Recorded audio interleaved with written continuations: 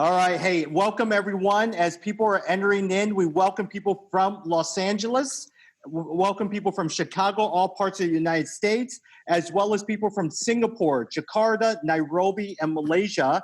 And today I am just honored to have two wonderful people, wonderful friends, Albert Tate and Kevin.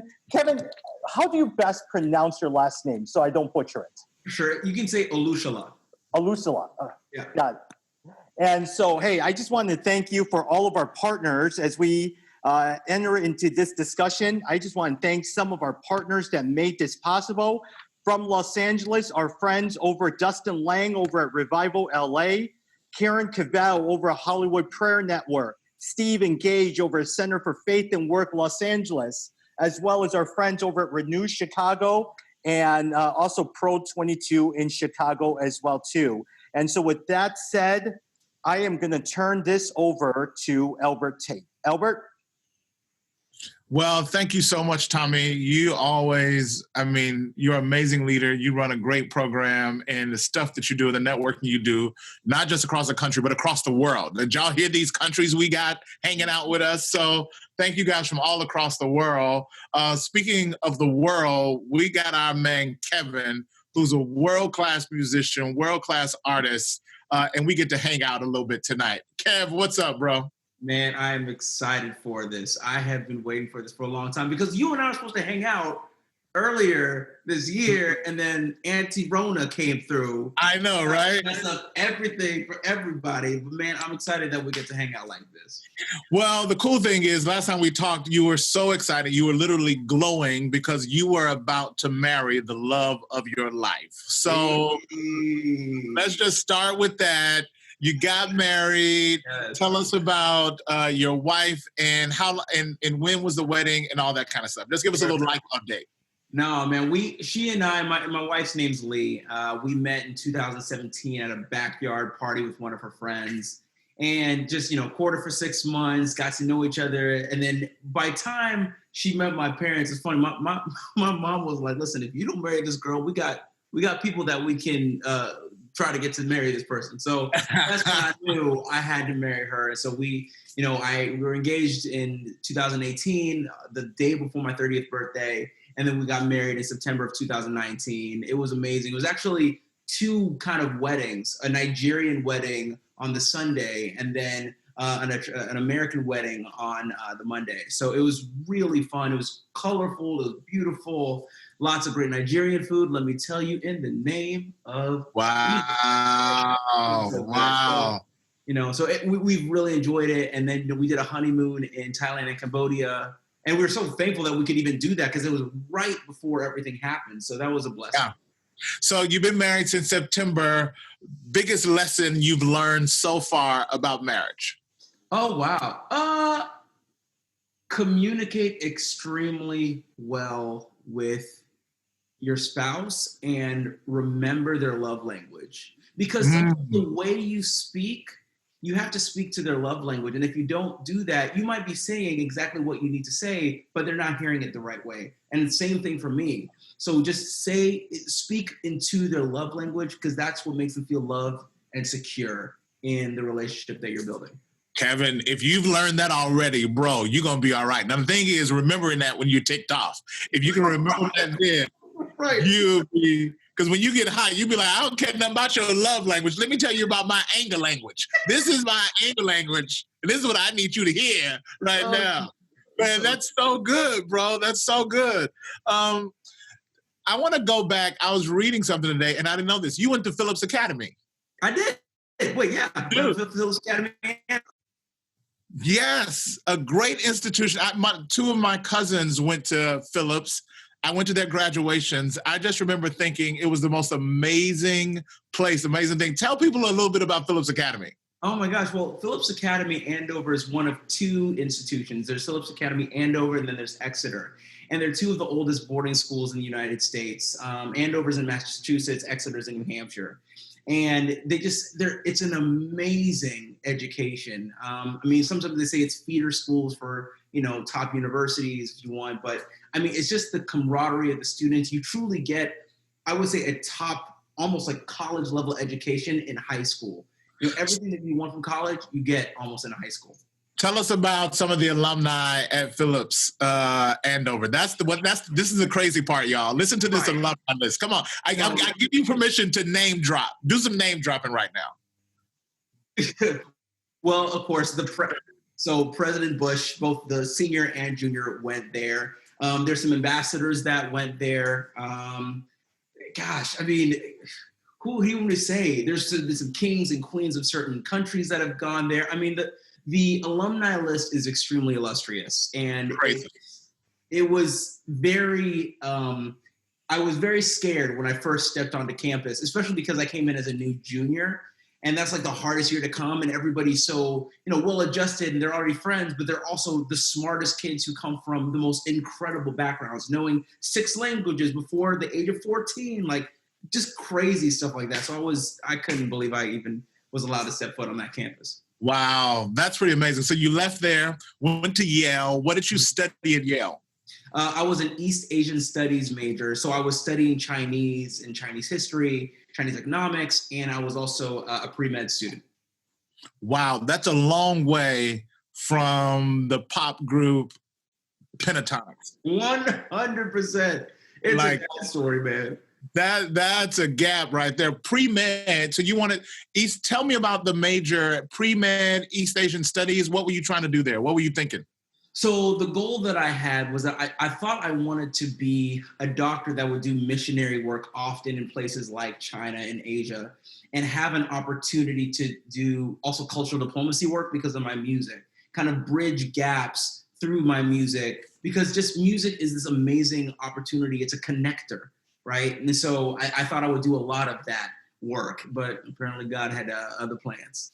Well, first of all, Kevin, let me just say, who are you? That's the craziest thing. I want to be a doctor to do missions work so that I can use my music to bridge gaps and bring nations together. Like, bro, who are your parents? They need awards. They should be writing books. Like, well, where did you get that from, man? That's crazy. That's so fun, man. Actually, when you speak about them, my parents are some of my greatest inspirations. My dad's from Nigeria, my mom's from Grenada, and coming from those countries, when you come to the United States, you really want to maximize the opportunities here. So they really try to drill in us. If you're going to be here, do the best that you can. My mom always has the phrase, "Be extraordinary and uncommon." Especially when you look like us, you have to never give anybody a reason to judge you. So they really kind of put that work ethic and that drive to succeed, in us from an early age. So you picked up a little, you speak a foreign language, right? Yeah, Chinese.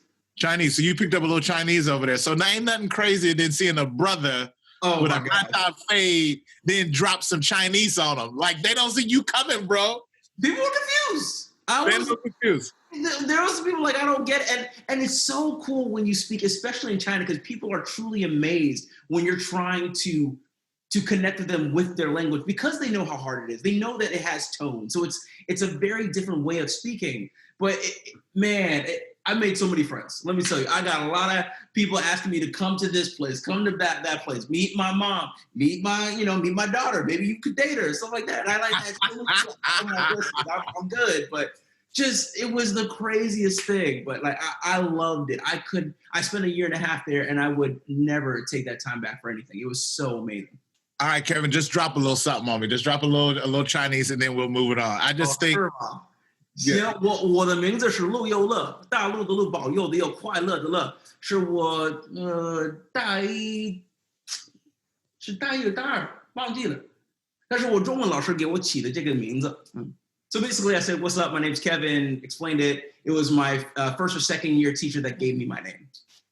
Bro, that was the coolest thing I've seen all day. That was crazy, bro. Well, hey, you got to fact check it, because listen, when it comes to tongues, they got to be 2 or 3 more people that can be able to, verify. So I could have said absolutely nothing. And No. I got some people in the comments. They're saying that was amazing. I can verify that. Chinese. So you got some cred. You got street cred. Bro. That's cool. That's cool. That is so good. Now tell me about I see Phillips Academy, I see Yale. When does the music begin to shape you, and what's the journey with music? Sure. I'd always done music growing up. I had seen people like Bill Clinton play the saxophone whenever he was on the Arsenio Hall show during 1991. And that's when I wanted to play saxophone. And I picked up cello, I picked up beatboxing, and I just did it for fun. It wasn't necessarily something that I wanted to pursue. Well, first of all, let me cut you off, Kevin. Let me just tell you, you are tripping.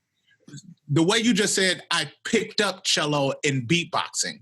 You don't just pick up cello and beatboxing, bro. Like, what in the world? These don't even go together. And you just picked it up. What happened? What were your musical influences? Like, what inspired you to grab that mix? Sure. Well, the cello, my mom made me do it. No other way to say it. Once again, saxophone, the Bill Clinton, when he was on the Arsenio Hall show. And then piano, what it was that I was about 4 years old, and there was an electric piano that my parents bought for me, and I would just play songs that I would hear on it. And there was one day I was playing House of the Rising Sun by the Animals, and so my dad was about to go to work, and then he stopped and he said, "How are you playing the song?" I said, "I heard it on the piano, Dad," and I played it back for him. And he said, "Oh my goodness!" He like literally called his the people that he was working with, his residency attendings. And he said, "Listen, I can't come to work today. I need to focus on my son." And that's when they decided to put me in. I took piano lessons, cello lessons, and saxophone lessons. So that's kind of how it happened. Wow. And then what about the beatboxing? How did that make its way in the mix? Okay, so I've always just made random sounds coming out of my mouth, just constantly. And my parents would be like, I'd be in the car beatboxing. I didn't know it was beatboxing. And then my mom would be like, "Shut up, I'm trying to drive. This is driving me insane." So I would always be making these sounds. But then there's this song, I don't know if you know the song by Music Soul Child called Just Friends. Yes. Right. So at the beginning, I remember I heard this, it was on BT, and it goes, yeah.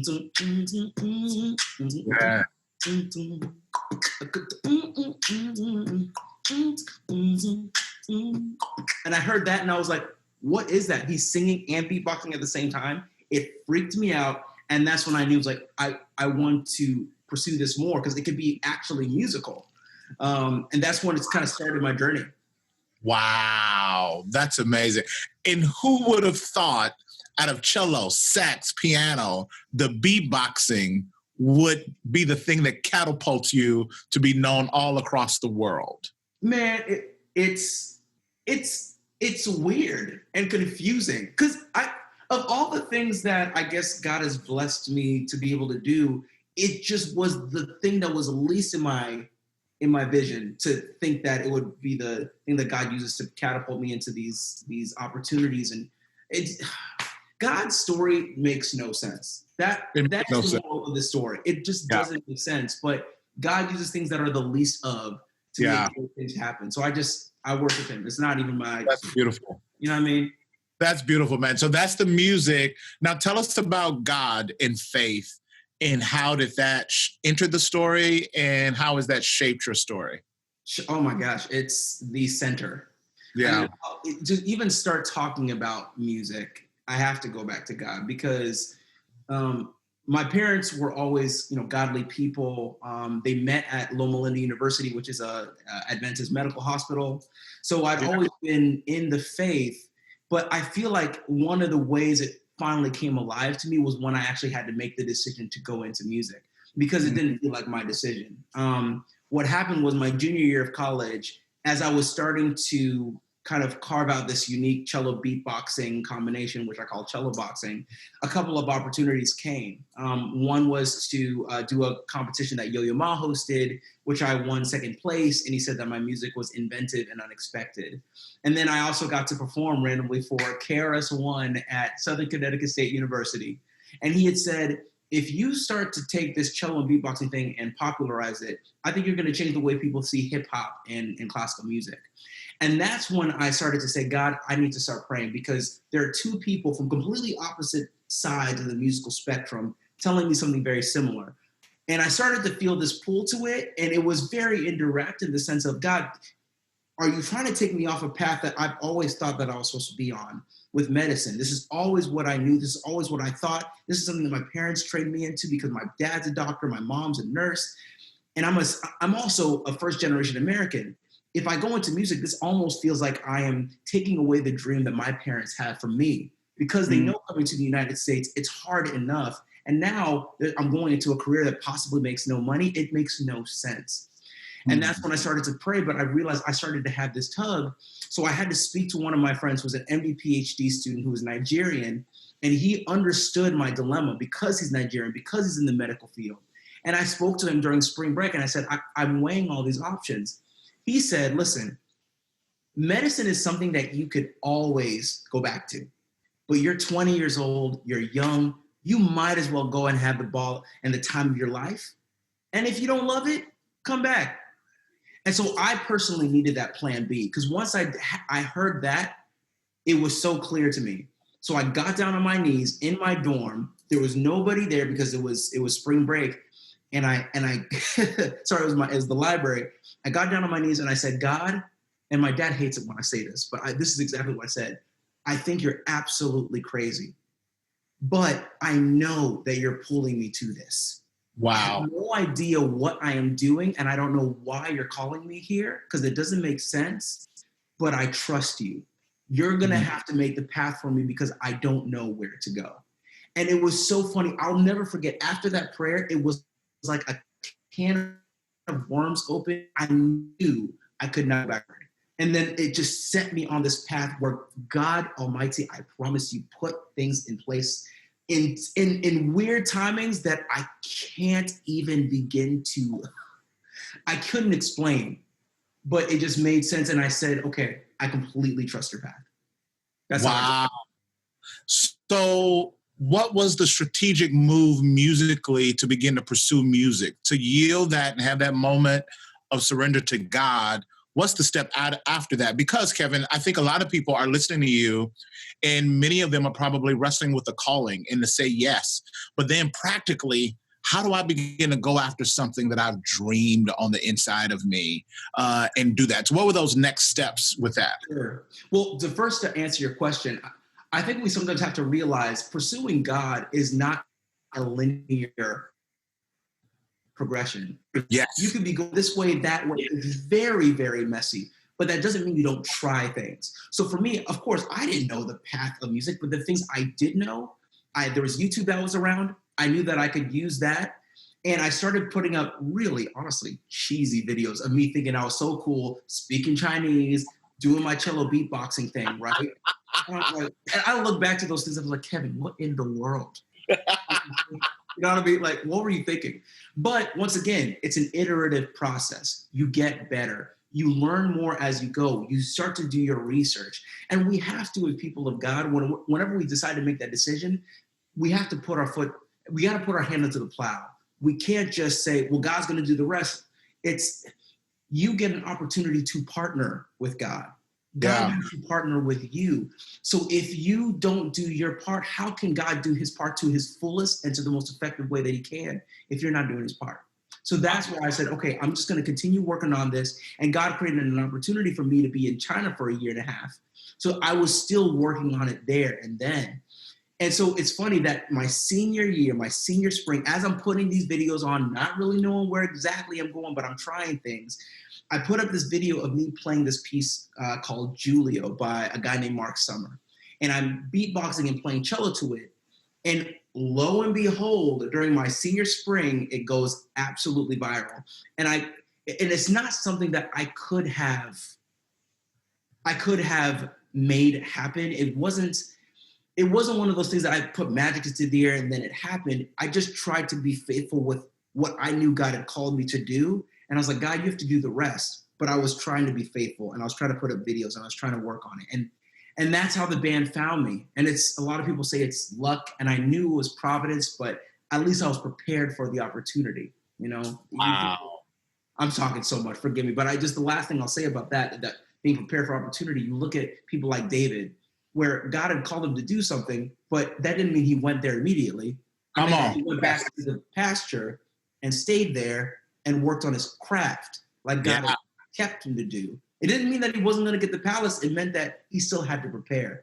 And then when he was ready for the next step, okay, Goliath, he said, listen, I've been preparing for this all my life. I can do this in the name of the Lord. So I feel like we have to remember that if God's called you to do something, you might not have the whole thing figured out like David did, but at least you know the next steps. And if you do what you're supposed to do, you have to trust that God will do the rest. Yeah. I did not even preach today. I was not. No. That's good. That's good. We're gonna take up an offering in a few moments. That's good. We preaching, Doc. We in there. But man, but I think people need to see your preparation. Like you were faithful, you were dedicated, you were mastering your craft, so that when you got the call, you were already ready. If you stay ready, you don't have to get ready, as they say. And I think that's a big piece of it. People are praying big prayers, but not doing big preparation, and they'll miss the opportunities. I think that's phenomenal. So Pentatonix calls, video goes viral. They call. What makes you say yes to this random a cappella group that's calling you? Why say yes to them? It was on a whim, really. Honestly, people don't know this. I actually said no in the beginning. It was not interesting to me.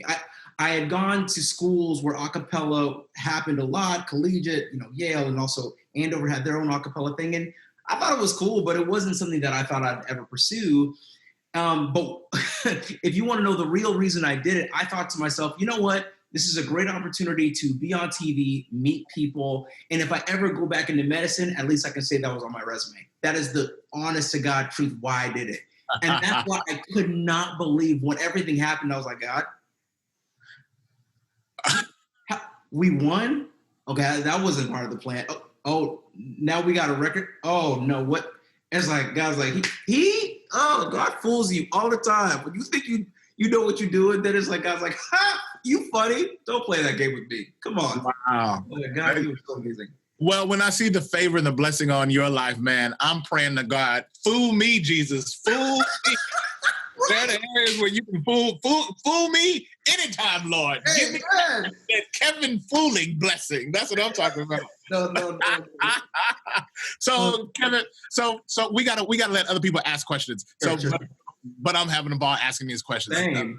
Tommy, you got two black people. This is a black church service meeting. So I know you scheduled it for an hour, but we subject to go 2 hours because you got some brothers in here going. We gonna go at it. But when did tell me about the moment when Pentatonix blew up in your mind and you realized, oh wow, this is the thing. This is like financially, world fame. Like when did your reality shift and you realized it that, oh, okay, I'm buying a baby grand piano? Like when did you know, Mom, Dad, God's done something and it's bigger than what I could even articulate? What was that moment? You know what, though? That's actually an interesting question because I can't say it's one moment. It was small moments that culminated very, very often. That's what makes it was. sense. Makes sense. When we started off, the thing is, people don't realize we had a record got 30 days afterwards, right? So we weren't this thing where we're thinking, oh, after we win the TV show, we're gonna make it. Literally, we had to build this on our own, right? But that's the most beautiful thing. We got to build the brand that we wanted to build without somebody telling us how we were going to build it. So it was small moments after that, having our first viral YouTube video. That was somebody that I used to know, having an album that came out, P-Takes Volume 1, debut number 14, having our first tour to know that people would actually come and sell out. It was all these small moments, but then those small moments just got a little bit bigger where, where we have 10 million views on Daft Punk in 1 week. And we couldn't have imagined that. Then having a record contract with a label after having established our brand. And then from there, the Grammys, meeting Stevie Wonder, performing on the Grammys with Stevie Wonder, giving Ed Sheeran his first Grammy for Song of the Year for Thinking Out Loud. Like those moments just kind of keep going. And so we're just thankful. It was in succession. So I wasn't like one big moment. It was just trusting God along the way with each moment. That's how God works, man. That's how God works. Who do you still really want to work with? Who's someone that you hadn't gotten a chance to work with that's on your dream list? You know what? Scott and I love Jasmine Sullivan. She is no. Oh my gosh. Sorry. We just sung with her. I am so sorry. I kept thinking about like a pop track. We did a track with her on our Christmas album. I'm so sorry. And it was amazing. And I'll never forget it because it was the day before I got married to Lee. I got the mix of it because we were trying to get it ready for our release. And I heard it and oh my gosh, I doggone near cried. I was like, this is amazing. She's the best singer in the world. Bro, she's phenomenal. Her voice feels like God. It feels like the presence of God. It has that texture of soul and grit and pain. It's just like, oh man, she's amazing. Okay, so we can scratch her off the list. Yeah, scratch her off the list. And me and you are performing together tonight, so you can scratch me off the list. So, hey. So that dream is already done.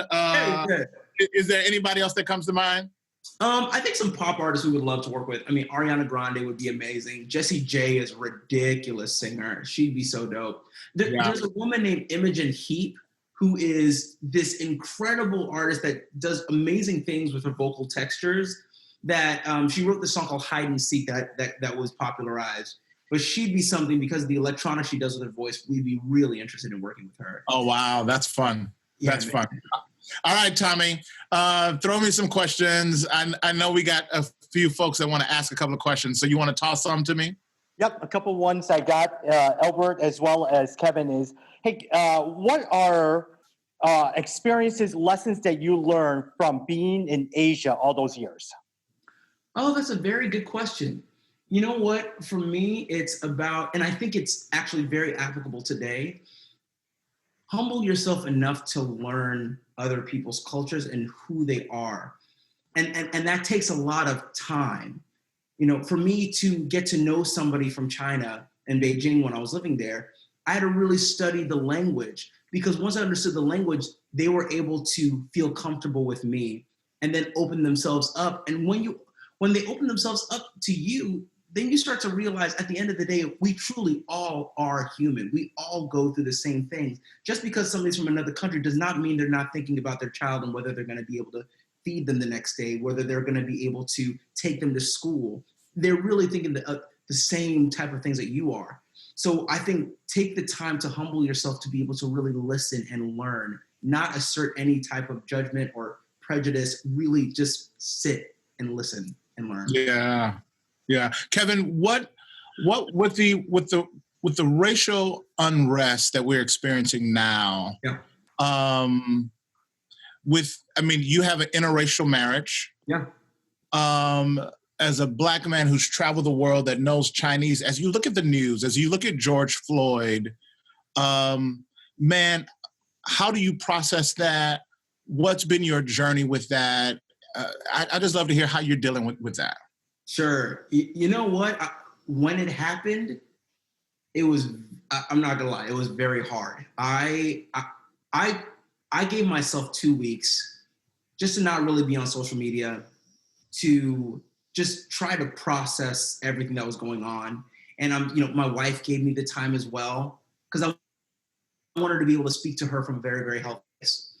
And so I'm really glad I got that time, because then I was able to put a statement out just saying, this is not right. And there are so many Black people that have worked tirelessly to be where they are in their lives, right? I think about my parents who have come here, you, Albert, right? People that have worked so tirelessly to be people that people can respect and things like that. But at the end of the day, if I was jogging down the street, they wouldn't know anything about my story. They wouldn't know I went to Andover. They wouldn't know that I was part of Pentatonix. They see this and they're scared. And they take me out. And that reality really hit home. But then I had to also start thinking, God, how do I deal with this as a person? I stand for justice. I stand for love. And I'm not going to let anger take away the love that I have for people, because I cannot, and I won't, because I know, but that doesn't mean that I can't let my voice be heard. It doesn't mean that, and I say this with love and respect, even Jesus got angry in a way that was righteous at times. Yeah. You know what I mean? You look at him being in the temple and saying, you're making my house a den of thieves. Yeah. Injustice going on to my God. I'm not going to let that happen. Yeah. So, I think the protesting is necessary because this is a deep injustice that has happened, and people has got to actually listen. You know what I mean? Like, we actually have to pay attention. And it's so beautiful to see people paying attention. And Yeah. my wife and I have had some really amazing, beautiful, hard conversations because we want to know, how do we raise biracial children in this place? How do we show children the intersection of how we want them to understand their culture, from her side and then from my side, how the world may see them, but then how does God see them? And then them figure out how are they going to navigate their lives. Yeah. It's a thing. And, obviously we don't have kids, so we don't know yet, but it's a conversation we're having today. That's so good, Kevin. That's so good. All right, Tommy, let's go back to the people. What else do people want to ask? Yeah. Actually, for both you, Kevin, as well as Albert. Albert, you are an entrepreneurial pastor. Kevin, your journey just allows you to do so many different things. How do you guys ever deal with fear when taking on something new and deal with that fear? Wow. I'll go first. I think it's important to recognize that fear is still a factor. I am not at a place of spiritual growth or maturity or accomplishment where fear isn't a factor. No, I was scared just today. I'm doing something that I want to jump into, and I'm counting the cost. I'm calling friends, and I had a mentor just say, "Albert, do it. Just go for it. Just do it." And I was like, I don't know, what about that? He said, "Just do it." So, to be honest, I just do a lot of things afraid. And I wish that, being a man of faith, that I could tell you I didn't have any fear. I just trusted God. No, I trust God, and I'd be scared in the mug both at the same time.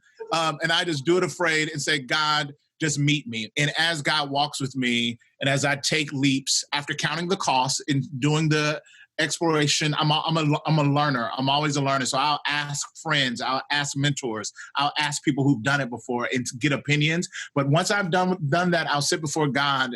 And if he's calling me to do something, even if I'm afraid, I've just learned with God, it's better to do it afraid than not to do it at all and be disobedient with God. Yeah. Kev, what about you, bro? I mean, that's it. I mean, I agree with that. One of the things that I like to sometimes do, especially in the mornings, is affirmations. And one of my affirmations is that when I look out in my life when I'm 80, 90 years old, what do I want to say the life I led was? Yeah. And that helps me contextualize, what does this one moment mean? Because then I start thinking about Moses. And like you said, like Moses, he did a lot of things afraid. And God had to continuously walk with him in his unbelief, his disbelief. He did that with Abraham. He did that with so many people. But I think there's a grace that God has, knowing we are human, and he's still wanting to work with us. He's still wanting to die for us. He's still wanting to partner with us. Yeah. And so that is the most beautiful thing about God and his reality of love. He was like, "I will be with you, even if you're afraid." And so that's good. I agree with that. Kev, what was the last thing you did that you were afraid to do? When was the last time you took a leap and that you were scared? Ooh, you know what? I'll actually tell you two things. Come on, this is an exclusive, folks. Tommy, this is why you bring in the big interviewers, baby. I get the exclusive. This is an exclusive. Come on, baby. I'll tell you two things. The first one was I just recently started working on a faith project, just like like you were talking about, things like that. And I was nervous because, as an artist that's in the popular mainstream, is it cool for an artist to do things in the faith realm? Is it cool for a pop artist like Pentatonix, one of their members, to do something that intersects with God? Because when you're in the pop music industry, you don't talk about God. You don't talk about Jesus. You don't talk about faith. You don't talk about those things, because that will polarize your audience. And so I was nervous and praying, God, I feel like I'm maybe to think about this, start this, because this is such a deep part of who I am, but I don't want to be ostracized from the music community. But if God is the one that brought me here, if God is the one that brought you where you are, come on, how can I deny it? And how can I not let God be the one to figure it out? Even like you're talking, even though I'm nervous, okay, God, you're going to have to do it because you're the one that brought me here. And I Wow. So that was one of the ones. The second one is that I've been working on a solo project for probably 5 years. And I remember 5 years ago when I started taking my very first singing lesson, because I didn't sing before. I'd only beatbox. 2015, that was the scariest moment of my life because I thought, oh, you can't. Singing is just something you're born with. No, I have now learned it is something that you can work on and practice like so many people have so that you can speak and sing the message that God's given you to specifically sing and put out into the world. So that's been the most fun thing. And it's been great to have the label behind me as I put this project together. Wow. Now you got me intrigued. That sounds exciting. When do you think? I'm going to show you some stuff after all this. Wow. I'll I know that's going to be exciting. That's going to be exciting. All right, Tommy, what else you got? Hey, Albert, Kevin, one more follow-up question for you guys. If someone asked, Albert, you as a preacher, Kevin, you as a musician, when did you guys first realize that you found your voice as a preacher and as a musician? I think I would answer it how Kevin answered earlier. It wasn't a moment, but it was just multiple moments of just victory. But I remember specifically my first sermon, and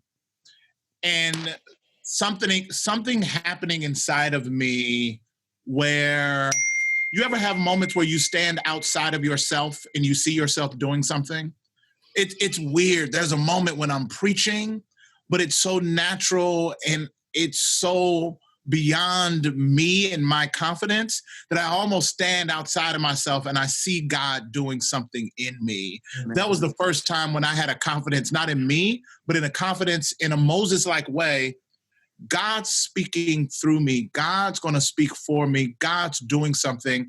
All of this just ain't natural. This is divine. So there are some people that'll say, Albert, how do you do that? And I can't really translate or teach some things because, to be honest, God just did it. To be honest, it just came that God just gave me that. That also is why you can't be arrogant or self-righteous or entitled, because deep down, I know the secret.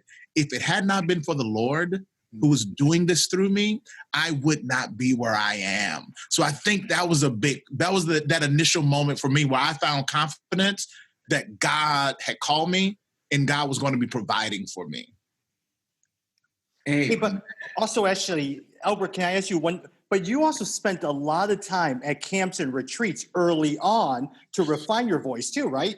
Oh yeah, much like Kevin, a lot of practice, a lot of hours. I absolutely love the craft. I sit and listen to the greats. So I put in hours and hours and hours for sure. I study the craft. I love communication. I love rhetoric. I love the way sentences come together and form. I love to find simplistic ways to say confounding things that enlighten and illuminate. So I love that kind of stuff. I could alliterate all day long because it's amazing and awesome to see God's abundance.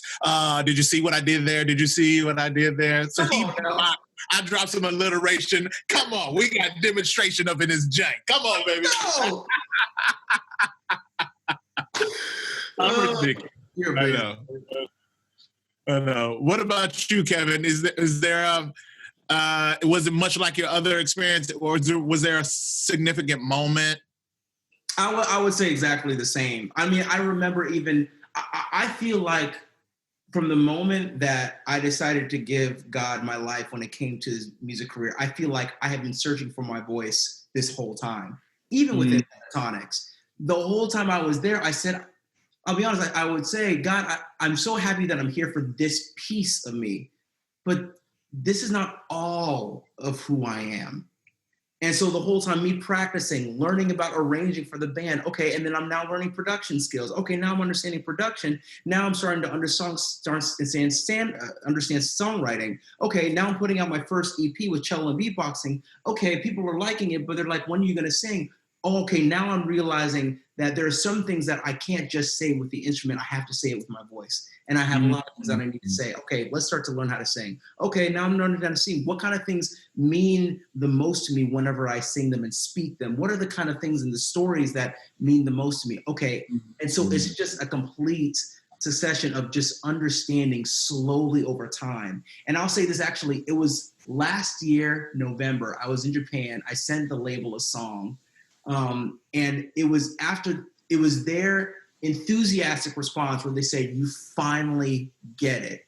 You are an artist." And that's when I said, wow, I feel like I'm there. So now I feel like I know where I'm trying to go, why I'm trying to say certain things. Wow. And this year, and Corona's, of course, hard, but I also feel like God's given me time to actually work on the voice that I'm trying to have on this personal project.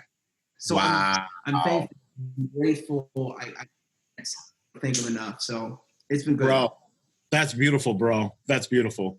Tommy? Hey, Kevin, what are some of the more difficult struggles you have gone through in your journey as a Christ follower in the area of musician? That's a good question. I think one thing is that I think people sometimes assume they know you because you say you're a Christian in the music industry. I've had a lot of people tell me, oh my gosh, okay, you're a Christian. Does that mean that you don't like your band members because of certain things that they do? And I'm like, what kind of question is that? I love these people. I love them for exactly who they are. It doesn't matter what they do. I walk with them. Things like that. I think sometimes keeping certain disciplines that are important to me. So, for me, Sunset Friday to Sunset Saturday, I do work. So that was hard for the band to get down with, but we've been able to do it now for the past 8 years. And I'm so thankful. In times where I thought they're about to kick me out in the band, I'm going to give you an example. So we were going to open for Kelly Clarkson on tour in 2015. And she does Friday night concerts. So I was like, oh no, here it goes. They're going to kick me out. But because she loved what we did so well, and she loved the uniqueness of what we did, she decided that she would go on stage earlier on Friday night so that I could perform. And then she goes later in the evening on Saturday so I could perform on Saturday as well. And she didn't have to do that. And that was so amazing. But the thing I learned from that is that whatever you do, you have to do it in a unique manner and excellently. Because then when people decide to utilize you in your craft, you can kind of help demand the terms of how you're going to do something. I've never had to do any Grammy stuff on Saturdays because they know I'm not going to be there. It's beautiful that they're allowing me to do that, but it's because of that unique place that I hold in the band that they know there's certain things that they probably couldn't do without me. And then the greater music community knowing that the band just kind of does this. That's something that we'll just have to figure out because we want them on our show or on our platform. So I'm thankful for that, especially as an entrepreneur. Wow, that's huge, bro. That's huge. That's huge. Glory to God. It wasn't me. Let me tell you right now, I was scared when I told the band about this, but I'm glad they listened. Oh, I'm so sorry. Wow. Forgive me about that. Turn that off. Yeah, I think that's Stevie. He just called me and I ignored his call and I think he knew I was on the phone with you. So tell Stevie Wonder we'll call him back. I will. Oh my gosh, it's so funny. Stevie. Tommy, what else you got? Hey, for both of you guys, Albert, I know you're about to speak at the Global Leadership Summit. Kevin, for both of you guys, fame as well as whether it's finances, in terms of social media, all that stuff. How do you both stay grounded with all the, every time you guys tweet something, every time you guys do something on Instagram, you see thousands of different followers. You guys speak on different 1,000-person stages. How do you guys deal with all that? Man, I will. It's exactly what Albert said. I know this isn't me. The reason I'm here is not anything of my doing. When God puts you in the purpose and plan that He has for your life, there's none other than when you get to the end of it, because you know it's not from yourself, you have to say it's a God story and all the glory goes back to God. So knowing that, I know it's not within myself. I have to give God the glory every single time because the reason I'm here, the things that have happened for me to be here, I couldn't have done those things. I think it's different when people who don't maybe know of God, when they work so hard, there can be a little bit of ego because it's they worked, they did everything, they're the ones. I know I'm not here for my own volition. It's because I followed God that I know it's His story and not mine. And so that's what I keep in mind. Yeah, and I think, and Kevin, I think you'll attest to this too. Marrying well helps with this as well. Like, I'll sit here, I'm kicking it with my homie Kev from Pentatonix. Yeah, When I get back to the house, my wife's gonna say, "Oh, you was kicking it with Kev? Oh, that's sweet. Can you take out the garbage, please?" 100. That's a wrap. I am humbly carrying the trash downstairs. I am humbly doing that. So she's like, "I'm glad you blowing up. Tell Kev I say hi while you take this trash out." So I think having relationships and having community, real talk, it's a really big deal. You'll be amazed at how people have a sense of influence or notoriety or celebrity that really don't have real friends. They got real fans, but they don't have real friends. So I think the key to perspective, oh, there's my wife right there in the chat. She's in there laughing because she knows it's true.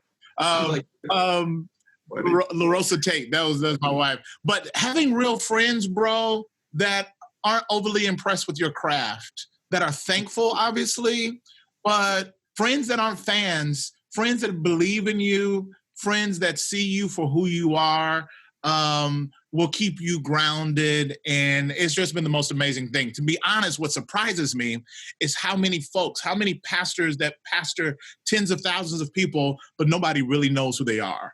They are always on. No one has authentic relationships with them. That's scary and that's dangerous. So having good friends, and I agree with everything else that Kevin said as well, I think is a big deal. And having an amazing wife, and I think we both did a great job in that area. Yeah. Amen. Man, my wife will not let me get away with anything. You are so right with that. She's like, "Oh, Stevie, what? That's nice." Same thing. I gotta go get this food cooked. You want to cook me, or you? Because I'm not gonna do it by myself. Like, oh, yes, baby girl. Right. I'm so sorry. Right. Can you talk to Kevin and Stevie Wonder while you go to Target? Because I need a list of things that I need you to get. And we're gonna hook it up. Right? Yo, and you never watch this, yo. And I don't know if you figured out this when you're married or not, because Corona has changed things. But when you go to the grocery store, you never come back with the right stuff. Although it's the stuff they said to get, it is not right. That is not the kind of cheese I buy. That's not the kind of milk we get. You know what kind of milk we get. You see the refrigerator. Babe, do you honestly think I'm looking in the refrigerator, looking at the color of the box? I don't know. I've never brought this kind of milk in my life. I don't know what you were thinking. I don't know. Okay, honey, I'm going back to the grocery store to go get another thing. Going to the grocery store is the most dangerous threat to my marriage. I just know I could come back from this grocery store and our marriage not make it because I got regular cheese and not organic cheese. This could break up a happy 17 years of bliss. Where did it happen? Where did it happen? It was in Target. I didn't know I was the target. I was the target in Target. I mean, I got nothing to say to that because it's all the truth. I mean, you know what? I think I'll say it like this: my wife doesn't let me go to the store anymore. So there you go. Take it. So you've already gotten fired from the gig. You're already fired. You're fired. I will go with her. I will definitely go with her. And she's like, get the things for your stuff, but let me focus on these things that I can get. You know what I mean? Because I know what I want to buy. And I'm like, yes, baby girl. Yes, I love you. Bro, you are the queen. I think you added years to your marriage. You might be married much longer now because you got fired from the grocery store run. I love that. Lord. Let me tell you right now. Hey, wow. No. I'm trying to get myself in that mess. No. That's so good.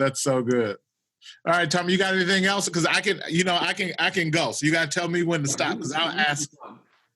Actually, a couple things. Hey, before I ask you one question, hey, Kevin, Jolania mom says that her daughter Lorelei, she's 5 years old, it's 10 p.m. where they're at, is just listening to you before she goes to bed and wanted to see if there is any chance you could just say goodnight to her daughter. Lorelei? Yeah. The name? Oh, Hey, Lorelei. I hope you have a great sleep and slumber and wake up refreshed. Thank you. Hey, Kevin, let me ask you, talk a little bit about Imagine Faith and what you're doing with Imagine Faith. Oh, 100%. So this is the thing, actually, when I was saying I was scared about it because I didn't know if this was the right thing to do, God. But, so what I basically did, me and some friends, we started a Bible study for people of purpose and people of impact. There are so many people in Los Angeles and throughout the world who have gifts, who have talents, and they know they want to use it, but sometimes they don't necessarily know that their gift isn't necessarily who they are, right? There might be a deeper purpose for who they are and why they live. So for us, we started this Bible study for people on Friday nights online on Zoom so that they can start to deeper to if exploring faith in God is actually helpful in their lives. It introduced people to the idea that God's love can transform you, that his purpose may impact you, and the impact that you're supposed to have can impact the world in such a beautiful way. And so we started that, and it's been so, so beautiful to see people come and say, I didn't know that God could be like this, and that he actually had a plan and a purpose designed for me, and that I can impact people in my sphere of influence, but I understand there's a different essence and a different light. Rather than just being this person that has success and stuff, there's something that deeper that you can give them besides the ephemeral success that we see in the world. We want to give the love of God through that, their impact. So we just want to help those people to purpose and impact do what they're supposed to do. Kevin, That's awesome. If they want to find more information about this Bible study, where can they go? Oh, go to, well, you know what? I'll just write it in the chat right now, if that's okay. Yeah. While he's doing that, Albert, can I ask you, you're speaking at the Leadership Summit in a couple of weeks. Can you give us a preview of the talk that you're working on? Yo, I'm working on, and this is good. I feel like a comedian that needs to go to like small comedy clubs to practice their stuff before they go on a thing. So here, I can test one out. This is one of the things I'm thinking about. I think leaders, oftentimes we look for, even as a church planner, I was looking for the it factor. So when I'm looking for a leader, I'm looking for the it factor. And what I learned as I studied the life of Jacob and how Jacob went from being this manipulator, this trickster, to having an encounter with God. And this encounter with God was so defeating on one hand, but also transformative on the other. He wrestled with God and he lost, but he held on to God and said, I'm not going to let you go until you bless me. And then he won. So with God, there's this dynamic where you got to lose in order to win. And he lost his fight for his own way, but he won the blessing of God, and God blessed him. But watch this. In order for him to overcome him, the man that Jacob was wrestling with, he tapped him on his hip and put his hip out of socket. So although he won with a blessing, he walked away with a limp. And I think it's something about leaders that's got a limp. Leaders that have wrestled with God, that have lost their own battle for their own significance, but won the blessing and the favor of God. I've learned I need to stop looking for the it factor in leaders, and I need to start looking for the limp factor in leaders, because leaders that have limped have had an encounter and an experience with God where they know what it's like to lose their own selfish battles of their own significance, but win the blessing and the favor of God.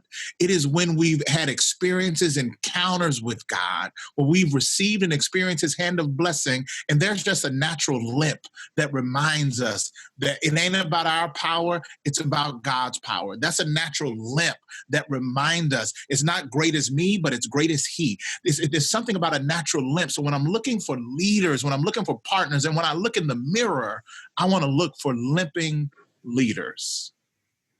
All right, what y'all think? What y'all think? If we on to something, come on. I mean, my gosh, like, bye everybody. That was amazing. I gotta leave. Come on, Albert, don't do that to us like that. Come on, man. Yo, but seriously though, like think about it. Like it's those encounters with God that leave you broken, that leave you empty. But what we feel is empty, God sees as availability. So there are those moments where we experience his fullness. So I'm committed to say, Lord, keep me a limping leader. Keep me limping. Keep me struggling. Keep me broken so that I can be used by you. If Paul was here, he'd say it was a thorn in his flesh that caused him to limp. David would say it was my lust and my inability that forced a heart of dependency upon God. So I think leaders, if we're not careful, will work hard to try to hide our limp, overcome our limp. But Jesus says, just follow me with the limp. Limping leaders, it's a testimony of my hand and how it's been a part of your life. Yeah. Man, that is powerful. And the fact, the one thing you said that I love the most is that it keeps you dependent on God. So therefore your ego, because you've been blessed by God, now you have all these things, you got the blessing, but it's not yours to enjoy in the sense of it's for you, it's for others so that they understand who God is and they see that as a testimony of you walking with him so that they want to walk just like oh God, man, come on. That's good. That's good. Don't work that hard on us. Come on now. Don't that's too much, man. Come on, brother. Like you can't. Oh my goodness. I got an idea. We do a track with me preaching and you beatboxing.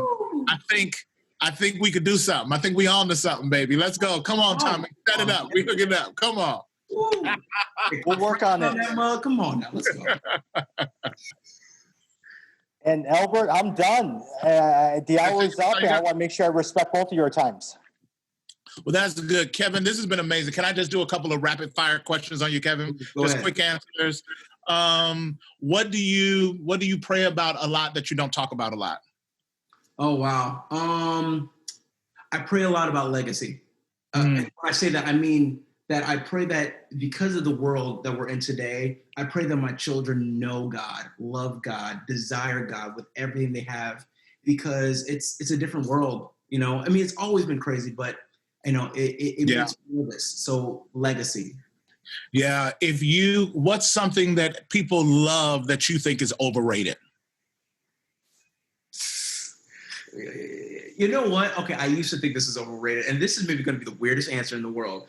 But I thought, like, the Beverly Hills Housewives, the whole Housewives franchise, I was like, man, it's just trashy TV, blah, blah, blah, blah, blah. But my wife loved it. And I finally, during coronavirus time, sat with her and watched an episode. It's hilarious. I didn't go play. I am not even going to play. These women throw down. They're hilarious. It's good, yo. Humanity, which is so funny. So I like, you know what? It's funny. I like it. No. I be talking smack. I be like, this is ridiculous. And I walk in the room, my wife's watching it. And I mean, I can't even believe you watched this. Wait, now hold on. Rewind that. What'd she say? Now is that Karen? Now that's Nene. And who is Kim? Now what happened with Candace and such and such? Right. And then it'd be next week. And I walk in and she ain't watching. I'm like, you ain't watching your show tonight? It's just like, right. Yeah, well, just put it on and I'm going to act like I'm not watching it. I'm going to act like I'm not watching it. Exactly, man. Oh, my God. It's crazy. I've started to become a fan. I'm not even going to play. Yeah, no, I got caught up on the same thing. Well, bro, we will catch up, man. This is a great conversation. I hope the folks that watched and listened were blessed and inspired. Bro, you are a gift to the body of Christ. You, who you are is you are Black excellence, bro. And how you've taken your craft and how you surrendered it to the Father is just absolutely amazing. So we're cheering you on. We're praying for you and can't wait to see what God does, and looking forward to the single with me and you on your album coming out. I cannot wait. My wife will count on it. All right, y'all. Tommy, thank you so much for your team. Together LA, all the sponsors. You guys were amazing. Thank y'all. Albert, Kevin, thank you. Have a good night, everyone. Thank you, guys. Appreciate it. See you later, guys.